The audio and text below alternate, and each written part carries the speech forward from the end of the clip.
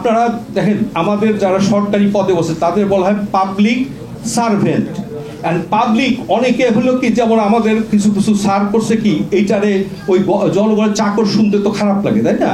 তো বলছে সুশীল সেবক, বুঝছেন? এই ধরনের নানান শব্দ দিয়ে এইটাকে জনগণের যে চাকর এইটার থেকে দূরে রাখতে চায়, যার কারণে দেখা গেল কি যে এই সার্ভিস দিতে তারা আগ্রহী না, বুঝছেন? এই জন্য আমি রিকোয়েস্ট করবো যে ফ্যাসিস্ট ব্যবস্থার মধ্যে প্রথম হইতে হবে এই পরিবর্তনে, যে যেখানে আপনারা যাবেন সেখানে যেন জনগণের চাকররা চাকরের মতো আচরণ করে।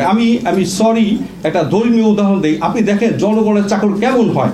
হযরত ওমর রাদিয়াল্লাহু তাআলা আনহু তিনি জানতেন যে আমি মানে জনগণের চাকর, এই জন্য রাতে রাতে ঘুরে বেড়াতেন যে আমার মালিকদের কি অবস্থা, এবং যে উনি মাথায় করে বস্তা নিয়ে, আবার অন্যরা বলছে যে হুজুর আমি নিয়ে যাই, তো বলছে না না আমি নিব কেন, আমি হলো এইটার ওদের চাকর, আমি হলো চাকর, আমি যদি নিজে মাথায় না নিয়ে যে আল্লাহর কাছে আমি জবাবদিহি করতে হবে আমাকে।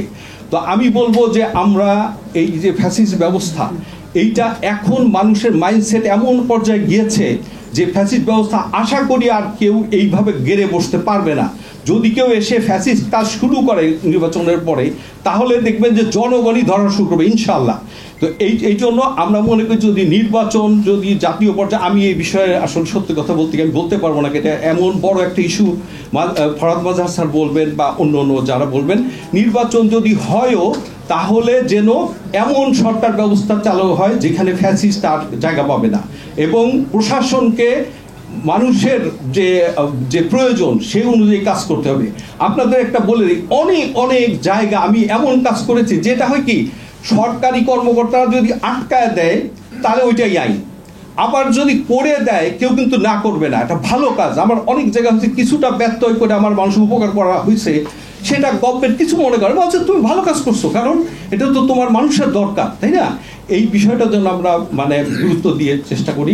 মাত্র 30% টাকায় জমির মালিক হয়ে নতুন বাংলাদেশের গড়ে তোলার স্বপ্ন দেখা বাংলা বসতি। একটি দল যদি প্রভাবশালী থাকে তাহলে সেই দলের পক্ষে প্রশাসন থাকে, সেই দলের পক্ষে অন্যান্য জনগণ বেশি কাজ করে, তাদের সামনে কেউ যেতে পারে না। সেই জন্য আইন শৃঙ্খলা বাহিনীকে সক্রিয় এবং সক্ষমতা অনেক বৃদ্ধি করতে হবে, নির্বাচন কমিশনের সক্ষমতা অনেক বৃদ্ধি করতে হবে যাতে সুষ্ঠু দ্বারা নির্বাচন হয়।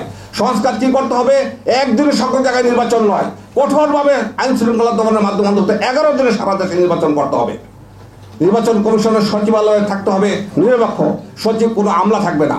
রানিং ডিসি ইউনো যদি আপনার রিটার্নিং কর্মকর্তা থাকে তারা একটা দলের পক্ষে কাজ করবে, প্রভাবশালী দলের পক্ষে কাজ করবে। আমরা বারবার বলে আসছি নির্বাচন ব্যবস্থা পরিবর্তন আনতে হবে।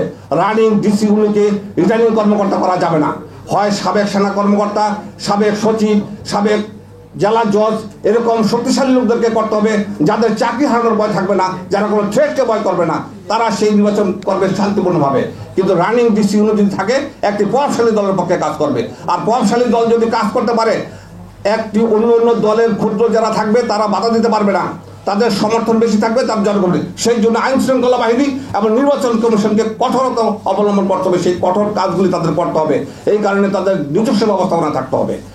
সংস্কারের বিষয়গুলি যে বারবার আমার এক ভাই বলেছেন প্রধানমন্ত্রী বারবার থাকলে সমস্যা হতো না, কিন্তু বাংলাদেশের জন্য সেটা প্রযোজ্য। 1 বছর থাকলে, এক টার্ম থাকলে সে শক্তিশালী হয়ে পড়ে, সে মনে করে রাষ্ট্র ব্যবস্থা তার আদেশ ছাড়া কিছু চলে না, সেই আদেশ ভাঙতে হবে। 19টা যে মুখ্যমন্ত্রী বসেছে সেখানে আদেশ অনেক ভেঙেছে, উচ্চ কক্ষের বিষয়ে সাংবিধানিক পদে নিয়োগের ব্যাপারে ভেঙেছে। এগুলি পাশ করে এগুলিকে একটি ব্যবস্থাপনা এনে সুষ্ঠু ধারা সাংবিধানিক ব্যবস্থাকে সংশোধন করতে হবে। এই সংশোধন যদি না হয় তাহলে ছেড়ে দিলে আবার সেই স্বৈরাচারী হবে, একদিন আবার সেই ফ্যাসিস্ট রাষ্ট্রীয় গঠন হবে, আবার ফ্যাসিস্ট প্রধানমন্ত্রী গঠন হবে। আমরা সেই বিষয়গুলি চাই না।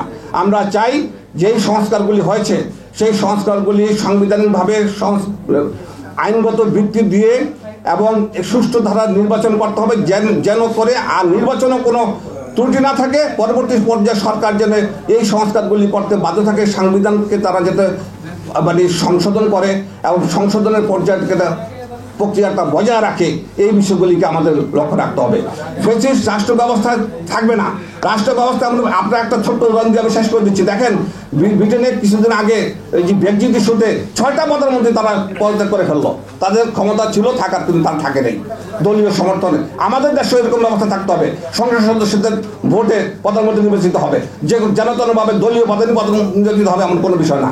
সংসদ সদস্যের ভোটে সংসদ সদস্যদের মধ্যে থেকে প্রধানমন্ত্রী নির্বাচিত হবে, এবং সেই প্রধানমন্ত্রী যদি স্বৈরাচারী হয়, দেশের কল্যাণে কাজ না করে, তাহলে তাকে তার দলের সদস্যরা তাকে তার বিরুদ্ধে অনাস্থা আনতে পারবে, এবং তাকে বাদ দিয়ে অন্য তার দলেরই লোক আরেকজনকে প্রধানমন্ত্রী বানাতে পারবে, সেই ব্যবস্থা থাকতে হবে। তাইলে সে স্বৈরাচারী হতে পারবে না। তাহলে সে ভয় পাবে বিষয়টা যে না, আমি প্রধানমন্ত্রীর বিষয় না, দলীয় প্রধান হলে সে প্রধানমন্ত্রী হবে, এই বিষয়টা থাকতে পারবে না। সেইভাবে রাজনৈতিক দলগুলির মধ্যে সংস্কার অত্যন্ত জরুরি। দলগুলিকে গণতান্ত্রিক ব্যবস্থা না থাকলে, সংস্কার না থাকলে, সেই দলের পক্ষ থেকে কোনো নেতা সৃষ্টি হবে না। দেখেন, একটা পরিবারের সবাই এমপি, একটা পরিবারে তার ছেলে এমপি হয়, তার মেয়ে এমপি হচ্ছে, পরবর্তী পর্যায়ে তার জেনারেশন এমপি হচ্ছে। রাজনৈতিক ব্যবস্থায় কি দাঁড়াচ্ছে যে প্রত্যেকটি দল এমনভাবে সাজানো হয়েছে যে তাদের ফ্যামিলি ছাড়া আর কেউ রাজনীতিতে আসতে পারবে না, সবাই থাকবে আপনার মানে তাদের কর্মী, তারা থাকবে সবসময় নেতা। এটা হইতে পারে না। একটা সুষ্ঠু শৃঙ্খলার মধ্যে হবে, পরবর্তী জন যে আসে সে হবে পরবর্তী এমপি, তারপরে যে আসে সে হবে কর্মী। এইভাবে রাজনৈতিক দলগুলিকে সংস্কার আনতে হবে। তা না হলে ফেসিলিটি ব্যবস্থাপনা, এগুলো সব ফেসিলিটি ব্যবস্থাপনা দলীয় নেতার উপরে সব কিছু নির্ভর করে। এই ক্যাটাগরিটা বন্ধ করতে হবে। ব্যক্তি সংস্কার দরকার আছে, ব্যক্তির স্বাধীনতার চেতনা দরকার আছে, ব্যক্তিদের সততা, নিষ্ঠা, দেশপ্রেম, ইমান এবং ইসলামের উপর থাকা দরকার আছে।